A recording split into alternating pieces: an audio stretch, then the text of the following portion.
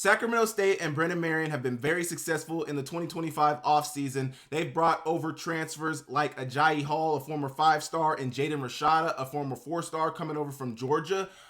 They have the second weakest strength of schedule in the Big Sky Conference for the 2025 season. They are currently slated to go FBS independent if everything goes smoothly with their waiver. But looking at their 2025 schedule, it seems to be a very, very manageable schedule outside of the first game of their season where they play against South Dakota State at South Dakota State. Outside of that, they have Reno, Nevada, which could be a very successful date for them. They play Mercyhurst and Central Arkansas. That shores up their non-conference schedule. When you get into conference play, they play schools like Montana at home. They play Idaho at home. They have to go on the road to play UC Davis, and they have to go on the road to play Eastern Washington. But their conference schedule looks very, very manageable, and their non-conference schedule outside of South Dakota State and maybe a Nevada look manageable. I'm excited to see what Sac State is going to do in the 2025 season. I think they could be either very, very successful or they could crash and burn. I think it's most likely going to be the first option, but you guys let me know down below what you guys think. I will catch you guys next time. See you later.